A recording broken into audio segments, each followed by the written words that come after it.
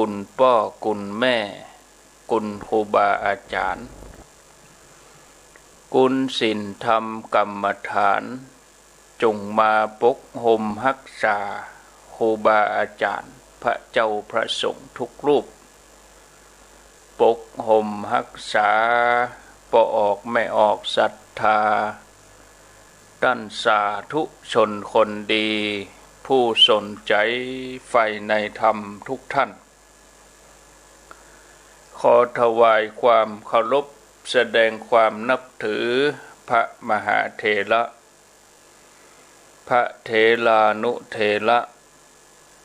เจ้าคณะพระสังฆาธิการครูบาอาจารย์เจ้าที่เปิดวิทยุฟังอยู่ที่วัดที่ว่าเวลานี้จุตนจุองค์บ่ว่าจะเป็นหลวงป่อหลวงลุงตุลุงตุปี่ตุน้องเพื่อนสหธรรมพระสงฆ์ทั้งหลายที่มีอายุพรรษามีการศึกษามีภูมิธรรมที่สูงกว่าเก่ากับผมขอถวายความเคารพแสดงความนับถือมาณโอกาสนี้เจริญปอนศรัทธาญาติโยมท่านสาธุชนคนดีผู้สนใจใฝ่ในธรรมทุกท่านปู่อุ้ยแม่อุ้ยนักศิลป์นักบุญเท่าแก่น้อยใจยิ่งตั้งหลายธรรมะสวัสดีเมื่อค่ำยามแลงประจำวันเสาร์ที่1 เดือนพฤษภาคมพุทธศักราช2564เวลาตอนนี้18:15 นาที6:15 นาทีวันนี้มาปะกันในรายการสารธรรมยามค่ำวันเดือน8เหนือแห่ม5ค่ำพร่ำว่าเป็นวันเสาร์วันนี้เป็นวันแรงงานแห่งชาติถ้าตรงกับวันปกติเปิ้นก็มีการหยุดงานแต่ว่าวันนี้เป็นวันเสาร์ก็ถือโอกาสได้หยุดไปในตัวเลยญาติโยมท่านทั้งหลายเป็นวันเสาร์วันหยุดแล้วก็วันเริ่มต้นเดือนใหม่ได้เปลี่ยนปฏิทินไปแถมเดือนเนอะศรัทธาญาติโยมท่านทั้งหลายเดือนที่4จากเฮาไปแล้วเดือนที่4ของปีนี้ก็คือเดือนเมษาเดือนพฤษภาคมนี่เป็นเดือนที่5พฤษภาคมนี่มีอยู่31วันแล้วก็เดือนพฤษภาคมนี่ก็มีวันสำคัญคือวันวิสาขบูชาตรงกับวันที่26พฤษภาคมตรงกับปุ้นวันเดือนเก้าเพ็งแล้วก็เพ็งปุ๊ดแถมด้วยวันที่26เก้าเพ็งแล้วก็เพ็งปุ๊ดด้วยศรัทธาญาติโยมท่านทั้งหลายมาพบกับรายการนี้มีชื่อรายการว่าสารธรรมยามค่ำรับผิดชอบดำเนินรายการโดยอาตมภาพพระครูอภิวัฒนวิกรมวัดปากตังเจริญตำบลดอยหล่ออำเภอดอยหล่อจังหวัดเชียงใหม่รับผิดชอบในวันเสาร์กับวันอาทิตย์9 หนทีก็มี9วันเสาร์วันอาทิตย์นี่ก็ได้รับความเมตตาจากท่านพระครูปริยัติชัยวัฒน์วัดสันมณะเปิ้นได้มอบเวลาให้แถมวันก็คือวันอาทิตย์ สัปดาห์หนึ่งเขาก็มาปะกัน2 วันวันเสาร์กับวันติดเวลาดีเวลาที่ญาติโยมเขาเลิกจากการจากงานกำลังกินข้าวน้ำข้าวแรงหลายท่านก็อาบน้ำทำภาระธุระส่วนตัวเรียบร้อยบางท่านก็เตรียมกับข้าวกับปลาหุงหาอาหารเตรียมที่จะกินข้าวน้ำข้าวแรงเปิดวิทยุฟังไปตัวก็ขออนุโมทนาบุญ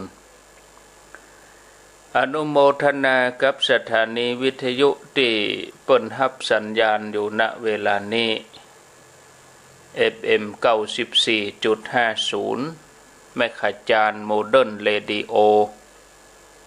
โดยพ่อทิติวัฒน์แม่ทิติรัตน์พรหมมินทร์หรือว่าพ่อน้อยสุวรรณแม่อนงพรหมมินทร์แม่ขจารโมเดิร์นเรดิโอ94.50 ครอบคลุมอำเภอเวียงป่าเป้าอำเภอวังเหนืออำเภอแม่สวยอำเภอพานแล้วก็อำเภอแม่ใจจังหวัดพะเยารับฟังกันได้ที่ 94.50 ส่วนทางเชียงใหม่นี่ก็ฟังทางวัดห้วยตองสัก 98.75 คลื่นธรรมะของชุมชน FM 98.75 ครอบคลุมจอมตองเวียงหนองล่องบ้านโฮงป่าซางบ้านทิบ้านทาดอยหล่อสันปัดตองรับฟังกันได้ขออนุโมทนาสดไปทางเมืองลีปุ่นเป็นจุดเป็นตี้วันใดอากาศดีๆฟ้าเป่งๆนี่ก็สัญญาณก็ไปดีถ้าว่ากรณีอย่างบัดเดี๋ยวนี้มันครึ้มฟ้าครึ้มฝนบางพื้นที่ก็มีฝนตกบางพื้นที่ก็ฟ้าแมบฟ้าห้องหน้านี้ก็ต้องทำใจเนาะศรัทธาญาติโยมเป็นช่วงฤดูฝนสักเตื้อกำลังจะเอาครัวมาถักแม่งายแดดจัดดีมาตอนมามืดมาเหี่ยฝนตั้งเขาจะตกญาติโยมท่านทั้งหลายตลอดระยะเวลาที่ยาวนานมวลมนุษย์เฮาล้วนปรารถนาให้โลกมีสันติสุข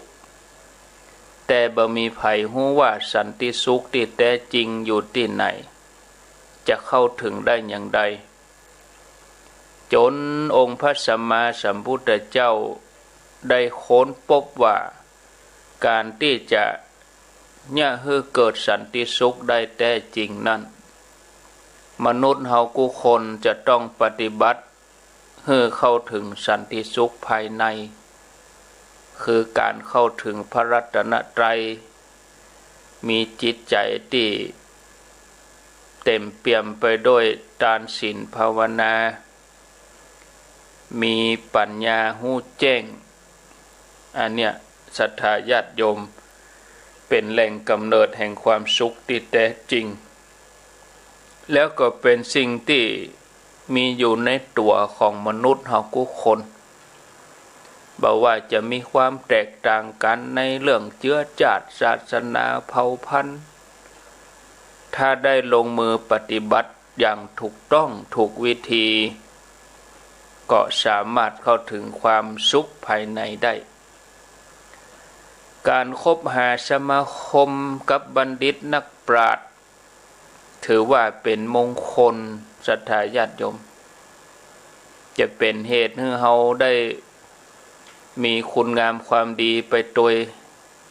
เพราะบัณฑิตนี่เปิ้นจะบัดจ้องที่จะจับผิดคนใดไผอื่นเปิ้นก็จะมีความที่จะ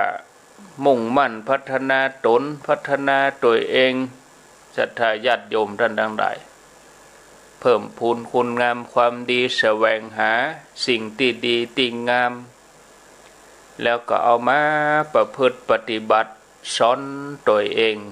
อันนี้คือแนวทางของนักปราชญ์บัณฑิตศรัทธาญาติโยมท่านทั้งหลายในสมัยที่พระพุทธเจ้าพระองค์ประทับอยู่ที่กรุงโกสัมพีมีภิกษุ2 รูปเกิดการทะเลาะกันด้วยเรื่องเล็กๆน้อยๆต่างก็มีทิฏฐิมานะต่างคนก็ต่างบ่ยอมกันไผบ่ยอมไผในที่สุดก็เกิดปัญหาลุกลามใหญ่โตปัญหาลุกลามไปถึงลูกศิษย์ลูกหาองค์พระพุทธเจ้าพระองค์ก็มีดำรัสไปว่าภิกษุทั้งหลายพวกเธอจงสมัครสมานสามัคคีกันไผที่มัวเป็นผู้ที่ผูกโกรธว่า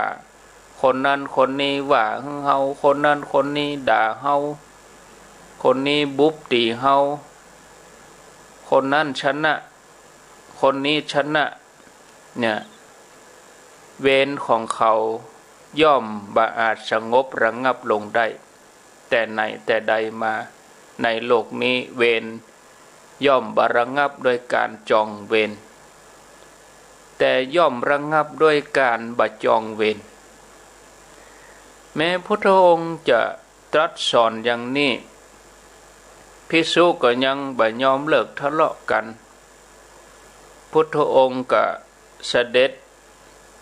หลีกไปประทับเพียงลำพังตลอดพรรษาอยู่ในป่าโดยมีพญาช้างชื่อว่าปาลิไลยกะอุปถากช้างปาลิไลยกะเคยเป็นหัวหน้าเป็นจ่าฝูงแล้วก็ต้องการจะหลีกเล่นหาที่สงบเมื่อได้พบพระพุทธเจ้าก็มีความศรัทธาอุปถากดูแลพระองค์อย่างดีโอ้แห่งสถานีหนึ่งขออนุโมทนากราบขอบพระคุณท่านพระครูสมุวิสุวัตรวรกิจโจท่านพระครูสมุเปิ้นเชื่อมสัญญาณออกกันเดี๋ยวนี้เนาะรายการประจำเปิ้นคงจะติดภาระธุระเปิ้นก็ได้เอารายการนี้ให้ญาติโยมเขาได้ฟังมันแรงอย่างอี้ฟังก็เปิงดีไปอย่างเนาะศรัทธาญาติโยมมาเจ้าก็ได้ยินเหมือนแรงก็ได้ยินนี่เหมือนเขากินข้าวนะได้กินอิ่มดีเนาะเอามาถึงที่เล่าตะกี้ว่าพญาช้างเคยเป็นหัวหน้าเคยเป็นจ่าฝูงก็หลีกเล่นมาอุปถัมภ์พุทธเจ้าถึงแม้พญาช้างจะมีอุปสรรคก็คือบ่ได้กายมนุษย์แต่ใจก็เต็มเปี่ยมไปด้วยพลังศรัทธาสามารถทำกิจทุกอย่างอุปถากดูแลพระองค์บ่ได้ขาดตกบกพร่องพญาช้างนี่ใจง่วงไปจับหม้อไปตักน้ำเอามาตั้งไว้สำหรับพระพงศ์พุทธเจ้าพุทธองค์ได้ฉันได้ใจเวลากลางวันก็เอางวงไปหักกิ่งไม้มากวาดบริเวณสถานที่พักเพื่อให้พระพุทธเจ้าได้ใจเป็นที่เสด็จเดินจงกรมเมื่อพุทธองค์ประสงค์จะฉันน้ำฮ้อนช้างก็จัดน้ำฮ้อนถวายโดยการเอางวงไปสีไม้แห้งจนเกิดเป็นไฟแล้วก็เติมหลัวลุกไหม้เสร็จเรียบร้อยก็เอางวงไปกิ้งก้อนหินเอามาเผาไฟจนก้อนหินนั้นฮ้อนแล้วก็เอาต้นไม้ดันก้อนหินนั้น ไปลงในบ่อน้อยๆตีหมายตาบอกกองย่อนงวงลงไปเอาจุ่มพอหูว่าน้ำเริ่มอุ่นฮ้อนก็คุกเข้าถวายบังคมพุทธเจ้าแสดงอาการให้พุทธเจ้าหูว่าน้ำนี้อุ่นดีแล้วเหมาะสำหรับสงฆ์ได้แล้วตกเมื่อคืนมาพญาจ้างก็เป็นยามนะศรัทธาญาติโยมทั้งหลายเป็นยามนะในการที่จะดูแลพ่อพระพุทธเจ้านะระแวดระวังบ่ฮือมีอันยังมารบกวนนะเป็นยามเอางวงเนี่ยถือไม้เดินรอบบริเวณที่ประทับศรัทธาญาติโยมท่านทั้งหลายเอาฝาดรันหันเอาบุบรัดนีป้องกันอันตรายทุกอย่างนะคืนหุ่งเต้าแจ้งเลยศรัทธาญาติโยมท่านทั้งหลายนะอันนี้ก็เป็นสิ่งที่ดีเนาะของพญาจางศรัทธาญาติโยมมาพิจารณาว่าจ้างนี่ขนาดว่าเป็นสัตว์เดรัจฉานนะเนาะก็ยังมีจิตที่จะช่วยเหลืออุปถากป้องกันอันตรายพระองค์ทุกอย่างเลยศรัทธาญาติโยมท่านทั้งหลายป้องกันอันตรายเวลาที่พระองค์จะเสด็จออกบิณฑบาตก็จะถือบาตรโดยเสด็จไปส่งนะแล้วก็รอท่าอยู่ที่ปากทางจนกว่าพุทธองค์เสด็จกลับขณะที่พระองค์ฉันภัตตาหารก็จะถวายงานพัดนะเอาพัดมาวีนะพญาจ้างทำอย่างนี้ทุกวันทุกคืนจนข่าวนี้ดังไปทั่วชมพูทวีปลิงที่อยู่ในป่าสังเกตหันอาการของพญาจ้างปาลิลายกะโอ้จ้างตัวนี้แสดงความเคารพเลื่อมใสในพระพุทธเจ้าโดยการทำกิจทุกอย่างลิงตัวนี้ก็ปรารถนาจะแสดงความเลื่อมใสพ่องก็เลยไปหารวงผึ้งเอามาถวายแต่เนื่องจากรวงผึ้งยังมีตัวอ่อนอยู่เมื่อพุทธองค์ทรงรับมาแล้วพระองค์ก็วางรวงผึ้งไว้แล้วก็ประทับนิ่งเฉยบ่ได้เสวยน้ำผึ้งนั้นลิงสังเกตหันอย่างนั้นก็ไปจับป่ายกิ่งไม้ปีนไปปีนมาพอเป็นว่าหางผึ้งมีตัวอ่อนอยู่ลิงก็ก้อยๆเอาตัวอ่อนออกไปแล้วเอาไปถวายแทนใหม่พระองค์ถึงได้ฉันน้ำผึ้งลิงเกิดความปีติ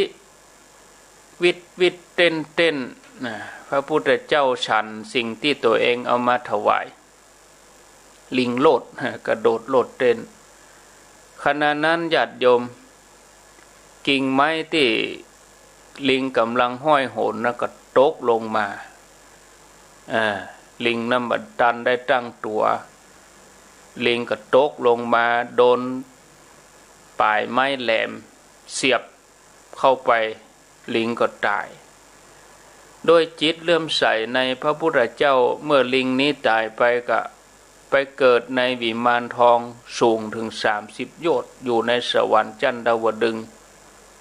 มีนางฟ้านางอัปปสร1,000 นางเป็นบริวารฝ่ายภิกษุที่ทะเลาะวิวาทกันเมื่อหันโทษของการแตกสามัคคี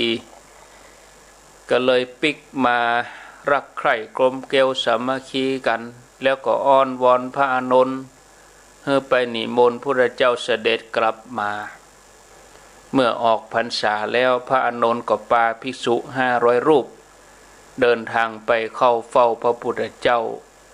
เพื่อจะกราบทูลให้พระองค์เสด็จกลับมา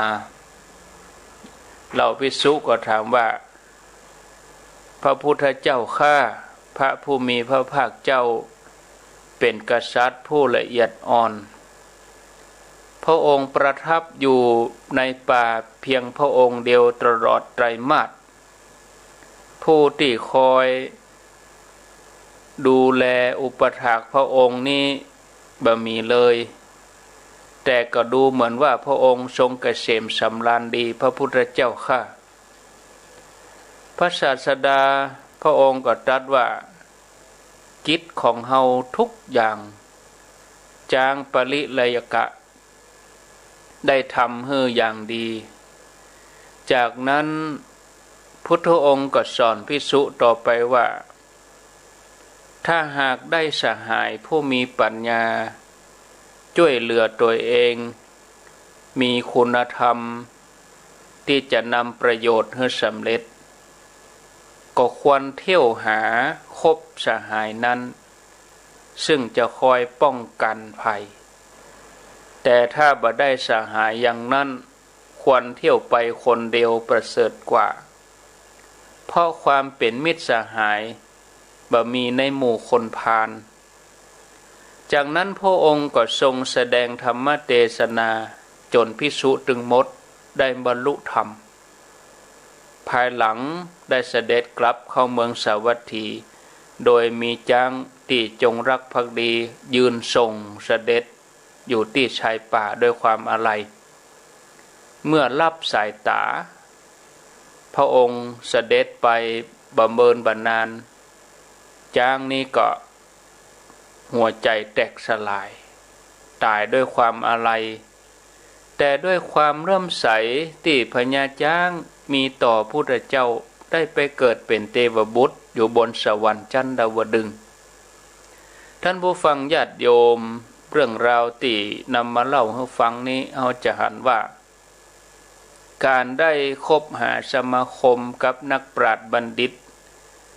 ยังได้พบแต่ความสุขสัสดีนำความเจริญรุ่งเรืองมาสู่ตัวถ้าบ่ได้หมู่คณะที่เป็นบัณฑิตการอยู่คนเดียวประเสริฐกว่ายังได้ก็ตามญาติโยมก่อนที่เราจะคบหาคนดีผู้ที่สมบูรณ์ทุกอย่างตัวเราเองต้องทำหน้าที่ของการเป็นเพื่อนที่ดีต่อบุคคลอื่นเสียก่อนผู้ที่จะทำหน้าที่เป็นมิตรที่ดีได้อย่างสมบูรณ์ก็ต้องเป็นผู้ที่มีจิตใจสะอาดผ่องใสละเอียดอ่อนเราควรจะดำเนินตามแบบอย่างพุทธเจ้าโดยการตั้งใจฝึกฝนเพื่อเข้าถึงแหล่งความสุขความบริสุทธิ์ภายในได้พบกับบัณฑิตนักปราชญ์แล้วจะได้จวนกันในการทำความดีได้อย่างเต็มที่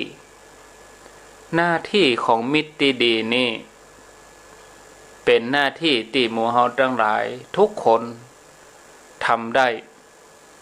ฉะนั้นบ่ดีเกียจค้านในการที่จะทำหน้าที่จักจวนคนอื่นให้ทำความดีเหมือนอย่างครูบาอาจารย์ที่เปิ้นมีความตั้งใจออกรายการทุกช่วงเวลาเจ้าสายบ่ายแรงศรัทธาญาติโยมท่านสาธุชนครูบาอาจารย์เปรียบเสมือนบัณฑิตนักปราชญ์ญาติโยมได้อาบน้ำฟังธรรมมาค่ำมาแรงมาเจ้าทุกช่วงเวลาก็เหมือนน้ำเย็นสโลมใจบัณฑิตก็คือคนที่มีจิตใจผ่องใสมีความหันถูกต้องหูว่าอันยังดีอันยังบ่ดีอันยังถูกอันยังผิดอันยังเป็นบุญอันยังเป็นบาปบัณฑิตเปิ้นดำเนินชีวิตโดยสติปัญญาประกอบกับการเตือนตัวเองสอนตัวเองได้สอนผู้อื่นได้ไผไปเข้าหาสมาคมก็จะได้รับการจักนำให้ละเว้นความชั่วทำแต่ความดีปิดประตูอบายนำไปสู่ทางสวรรค์เหมือนอย่างพระเจ้าพรหมทัต ที่ได้รับคำแนะนำจากโพธิสัตว์เจ้ากลับตัวกลับใจเลิกทำบาปแล้วก็มาคบหาแต่คนดีเรื่องมีอยู่ว่าพระเจ้าพมทัตเคยหลงผิดไปติดใจในการเสวยเนื้อมนุษย์นะก็เลยทำบาปทำกรรมจนถูกในประเทศออกจากเมืองไปพระองค์ได้อาศัยอยู่ในป่า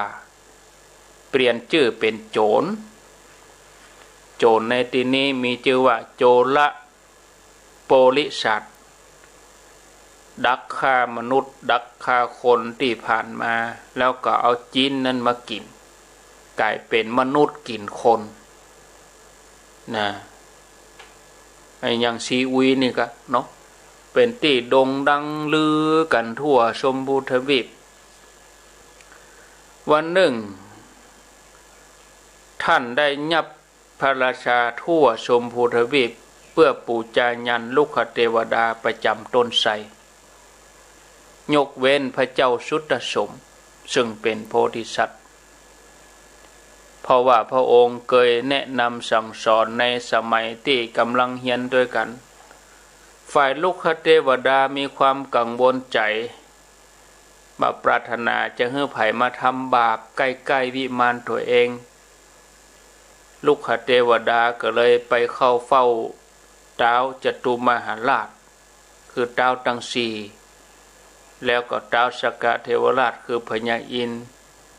เพื่อขอให้มาช่วยห้ามโจรกรรมไปเฮือเนี่ยอย่างอีท้าวสกเทวราชก็แนะนำให้บอกโจรไปยับพระเจ้าสุตสมมาแถมองค์หนึ่งพระเจ้าสุตสมท่านนี้เป็นบัณฑิตมีปัญญาพระองค์จะได้สั่งสอนโจรให้กลับใจเลิกกินจีนคนลูกเทวดาก็ทำตามไปแสดงอนุภาพให้โจรหันแล้วก็บอกให้โจรไปยับพระเจ้าสุตสมมาตกมาเจ้าโจรก็ไปยับพระเจ้าสุตสมมาขณะที่พระองค์กำลังทรงสนานคำว่าทรงสนานก็คืออาบน้ำนะญาติโยมนะบังเอิญวันนั้นพระเจ้าสุตสมมีสัญญาว่าจะกลับไปฟังธรรมจากพราหมณ์เพราะว่าพระองค์เป็นผู้รักษาสัจจะแล้วก็ใฝ่ในการศึกษาใฝ่ในการฟังธรรมก็เลยบอกโจรว่าขอปิกไปฟังธรรมเสียก่อนแล้วก็จะมาโดยหาตามสัญญาจะปิกมาให้กินตอนแรกโจรนี่ก็บ่ยอมเชื่อคนที่ปนเงื้อมือตัวเองนี่ย่อมบ่ปิกมาแต่พระเจ้าสุตสมมีสัจจะปฏิญาณมีสัจจะแล้วก็สาบานโจรก็เลยยอมปล่อยตัวไปแล้วก็คิดว่าถ้าพระเจ้าสุตสมบ่ปิกมาก็บ่เป็นหยังตัวเฮาเองก็เป็นกษัตริย์เหมือนกันจะเอาเลือดจากแขนเฮาเนี่ยมาปูจายันแตนเมื่อพระเจ้าสุตสมกลับไปฟังธรรมแล้วก็พระราชทานรางวัลแก่พราหมณ์แล้วก็ทูลลาพระบิดามารดาเสด็จเข้าไปหาโจรแถมครั้งหนึ่งขณะนั้นโจรกำลังดังไฟลุกแล้วโจรนี่ก็นั่งถากเหลาแหลมๆนี่นะเมื่อหันพระเจ้าสุตสมเสด็จมาโจรนี่ก็ดีใจแต่อดแปลกใจบ่ได้ว่าเป็นจะใดพระเจ้าสุตสมถึงได้รักษาสัจจะยิ่งกว่าชีวิตทั้งที่รู้ว่า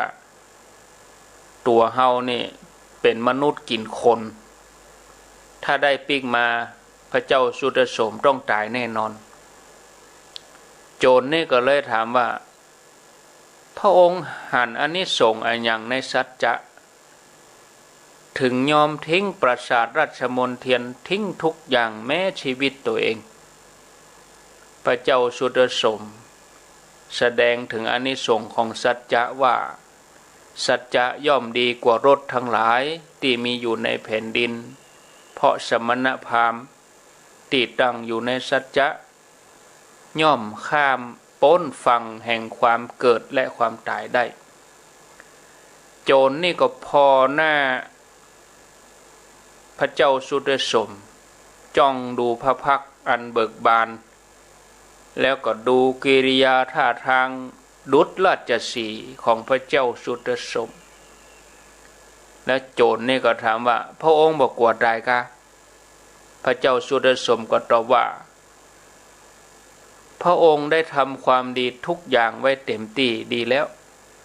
สิ่งที่ควรทำก็ทำเสร็จแล้วพระองค์บอกกลัวตายบอกกลัวการเดินทางไปในปรโลกโจรได้ฟังอย่างนั้นก็มีจิตหวั่นไหวเขาเกิดว่าถ้าเฮากินจีนมนุษย์ผู้นี้มีคุณธรรมถ้าเฮากินจีนเขาหัวของเฮาจะต้องแตกเป็น7เสียงเป็นแน่แท้ก็เลยอ้อนวอนพระเจ้าสุดสมให้แสดงธรรมให้ฟังกรรมว่าไปฟังธรรมจากพราหมณ์นะเปิ้นบอกเรื่องอะไรอย่างเปิ้นสอนเรื่องอะไรอย่างธรรมนั่นคืออะไรอย่างเพื่อตัวเองจะได้รู้จักบาปบุญคุณโทษพระเจ้าสุดสมตรัสเป็นคาถาอันเป็นพระดำรัสของพระเจ้าสัมมาสัมพุทธเจ้ากัสสปะที่พระองค์ได้สดับรับฟังจากพราหมณ์ว่าการคบหาสัตบุรุษเพียงคราวเดียวเท่านั้นย่อมรักษาผู้สมาคมนั้นได้การสมาคมกับอสัตบุรุษแม้มากครั้งก็รักษาไปได้พึงคบกับสัตบุรุษพึงทำความสนิทสนมกับสัตบุรุษเพราะบุคคลรู้สัตธรรมของสัตบุรุษแล้วย่อมมีแต่ความเจริญบ่มีความเสื่อมราชรสที่เขาทำให้งามวิจิตรยังเก่าคล่ำคร่าสรีระร่างกายก็เข้าถึงความชราส่วนธรรมะของสัตบุรุษย่อมบ่เข้าถึงความชราสัตบุรุษอยู่ด้วยกันย่อมรู้ฟ้าและดินใกล้กันอสัตบุรุษย่อมเข้าหากันบ่ได้ในสัตบุรุษย่อมไกลยิ่งกว่านั้นโจรได้ฟังธรรมนั้นแล้วก็มีจิตอ่อนโยนมีความปิติแผ่ซ่านไปทั่วร่างกายก็เลยทูลว่าถวายพระพรแด่พระเจ้าสุดสมขออยู่4 ข้อ4 ข้อมีหยังนะพระเจ้าสุดสมก็เลยขอปอนข้อแรกขอให้หม่อมฉันได้หันพระองค์มีสุขภาพแข็งแรงตลอด100 ปีข้อที่2ขอให้พระองค์อย่ากินจีนกษัตริย์ทั้งหมดนี้ข้อที่3ขอให้พระองค์ปล่อยกษัตริย์ไปสู่แว่นแคว้นของเปิ้นนะโจรยอม3 ข้อพระเจ้าสุดสมก็ขอข้อที่4ขอยกเว้นการกินจีนคนโจรนี่ติดในรสชาติเนื้อมนุษย์เกิดว่าถ้าเฮาขาดเนื้อมนุษย์เฮาคงจะมีชีวิตอยู่บ่ได้ก็เลยอ้อนวอนให้พระเจ้าสุดสมขออย่างอื่นแทนเตอะ3 ข้อนั้นให้ได้ข้อที่4ที่ว่าบ่ให้กินจีนคนเนี่ยคงบ่ได้พระเจ้าสุดสมก็ยืนยันว่าจะขอให้เลิกกินจีนคนแล้วก็ให้โอวาทว่าคนใดมัวรักษาของฮักอยู่ว่าอันนี้เป็นที่ฮักของเฮาทำตนเหินห่างจากความดีเสพของฮักทั้งหลายอยู่เหมือนนักเลงดื่มสุราที่เจือปนด้วยยาพิษคนนั้นจะได้ทุกข์ในเบื้องหน้าส่วนบุคคลใดในโลกนี้รู้สึกตัวแล้วละของที่ฮักได้เสพอริยธรรมแม้ด้วยความฝืนใจคนนั้นจะได้สุขเบื้องหน้าเพราะความประพฤตินั้นเมื่อฮู้โอวาทแล้วทรงประสงค์จะให้กำลังใจโจรให้มีความอาถรรพ์ในการสละกินจีนคน พระเจ้าสุรสมก็ตรัสว่านรชนพึงสละทรัพย์เพื่อรักษาอวัยวะพึงสละอวัยวะเพื่อรักษาชีวิตเมื่อระลึกถึงธรรมะพึงสละอวัยวะทรัพย์แม้ชีวิตโจรได้ฟังอย่างอันตัดความอะไรในจิ้นมนุษย์แล้วเกิดว่าโอ้ตันสุตสมเป็นอาจารย์ของเฮาแล้วเฮาได้อู้ไปแล้วว่าเฮาจะถวายพระพรแด่พระองค์ชีวิตของเฮาเกิดมาจัดหนึ่งถึงยังใดก็ต้องตายอยู่แล้วเฮาจะเลิกกินจิ้นคนเพื่อถวายแด่พระองค์ในที่สุดโจรนี่ก็ยอมเลิกกินจิ้นมนุษย์รับศีลจากพระเจ้าสุตสมโพธิสัตว์แล้วก็ปาเข้าสู่กรุงปารณสีได้ของราชย์ตามเดิมพระเจ้าปริโยชัดทรงบำเพ็ญตานด้วยความบาปประมาทครองราชย์ด้วยทศพิธราชธรรมทำความดีตลอดพระชนชีพญาติโยมทั้งหลายเขาจะหันว่าการเข้าหาบัณฑิตแล้วก็มีนักปราชญ์บัณฑิตแนะนำบอกกล่าวจะยังเฮาได้รับการถ่ายทอดความรู้คุณธรรมยังเฮาได้เป็นบัณฑิตไปตัวดำรงชีวิตอยู่ด้วยศีลสมาธิปัญญาเปรียบเหมือนใบไม้ตีห่อหุ้มของหอมก็จะหอมไปด้วยกันตลบอบอวนเหมือนญาติโยมเขาเอาใบเตยไปห่อข้าวต้มเหมือนเอาใบเตยมาต้มแล้วเอาแป้งน้ำหอมการคบกับบัณฑิตถือว่าชีวิตจะเจริญศรัทธาญาติโยมทั้งหลายเหมือนญาติโยมเขามันอาบน้ำฟังธรรมเจ้ามาก็ได้ฟังคำมาก็ได้ฟังสุกอกสุขใจม่วนอกม่วนใจเฮาเกิดมาแต่ละภพแต่ละชาตินี่นะศรัทธาญาติโยมล้วนเพื่อแสวงหาที่เปิ้งแสวงหาสิ่งที่เป็นที่เปิ้งของเฮาเป็นความสุขเฮาก็เสาะหาได้ด้วยตัวเองเฮาปรารถนาอย่างญาติโยมคือปรารถนาที่เปิ้งในวาระสุดท้ายที่เปิ้งของเฮาก็คือเฮามีรัตนตรัยมีพระแก้วเจ้าทั้ง3ประการเป็นที่เปิ้งของเฮาศรัทธาญาติโยมทั้งหลายนะอันนี้ก็ฝากไว้เนาะเลี้ยวพอเวลาแล้วโวยนี่ก็เดี๋ยวจะได้เข้าข่าวแล้วเอานาทีทองญาติโยมมีก็104มีก็104.50เนี่ยฮะถ้ามีก็ลองโทรมาบอกกันเนาะถ้าฟังกันอยู่นะแล้วก็พักข่าวอย่ากึ่งชั่วโมงทุ่มกึ่งก็มาปะกันเต็มกำเนาะ0998366322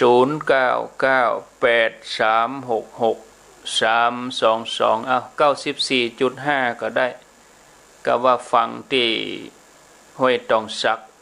เหลือแถม5-6 นาทีสุดท้ายได้สักท่าน2ท่านก็ดีหรือว่าสถานีละ1คนก็ยังแขวนยังบ่เป้าเหตุ2คน3คน104ฝ่ายเห็นเนี่ยคน2คนห้วยตองสักเหตุสักคน2คนนี่เนาะโทรศัพท์มาแจ้งผลการรับฟังเนอะ0998366322อ้าวได้ยินก็ว่าบ่ได้ยินนะเจริญปอนติดแล้วฟังทางโทรศัพท์ปิดวิทยุอย่ารู้ละฟัง104เจ้า104เนาะสันทรายแม่ย่อยอ๋อฟังชัดดีกะชัดดีเจ้าฝนตกก็เจ้าตกมากขนาดเลยหนักม่วนเนาะบ่มีฟ้าแมพฟ้าห้องกะมันมีเจ้าตกดีตกงามนี่เนาะยินดีเนอสันทรายแม่ย่อยสันทราย เจริญปน กับภาษาเจ้าท่านหลวงพ่อ อันนี้วังเหนือ เจ้าวันเนี้ยฝนตกนะ เดี๋ยวนี้ก็ตกอยู่ครับแม่แก้ว เจ้า อ๋อฝนตกเนาะจุ่มเย็นดี อันนี้ชัดดีเจ้า ชัดเจนดี แม่ขจานโมเดิร์นกะ เจ้า ยินดีเนอ เจ้า คนหน่อยเนาะแม่ขจานก็มาแล้ว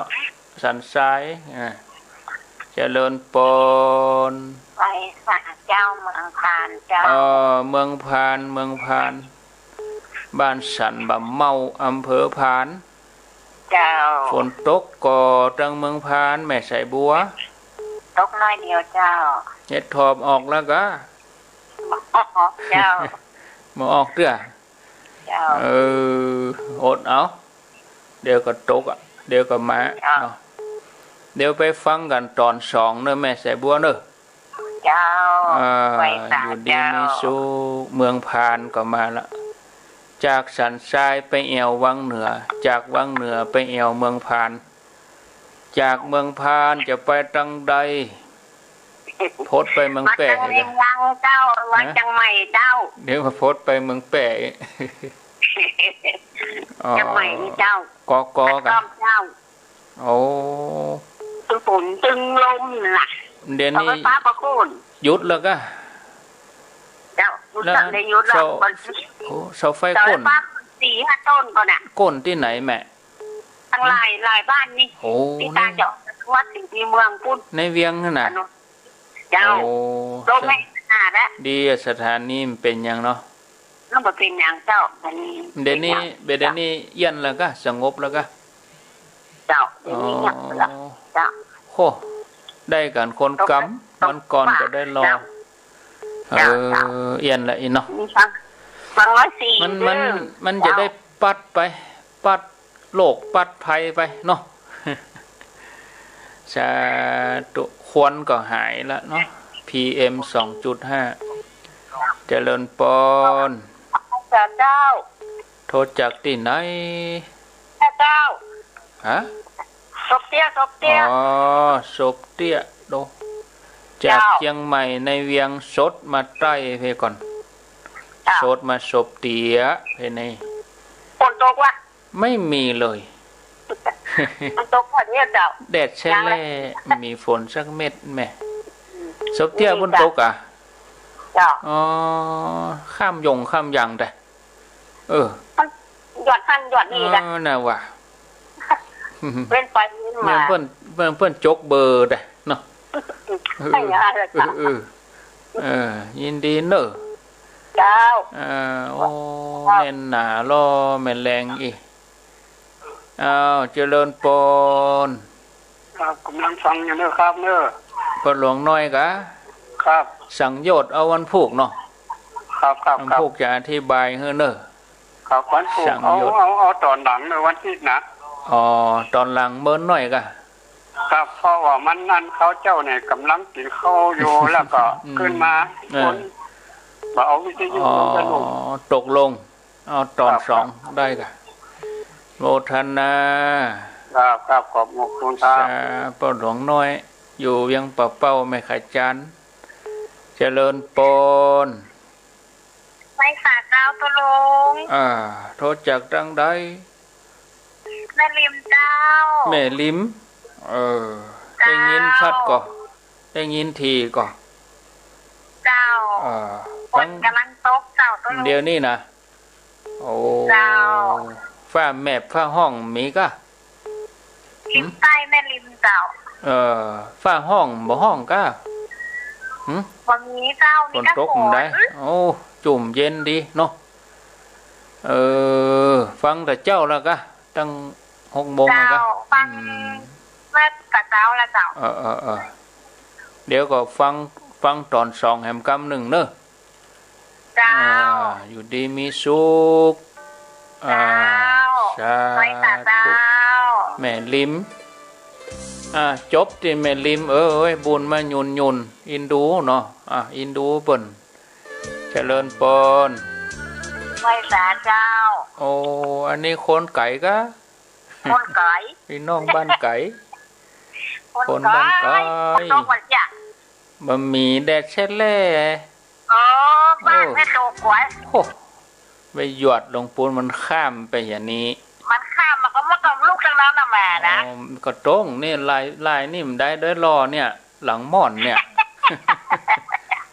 ชอบกันมากเลยแบบนี้นะนั่นโดดข้ามไปอย่างนี้ยาวยินดีเนอร์ยาวไว้แต่ยาววังเนอร์ชัดเจนดีเนาะ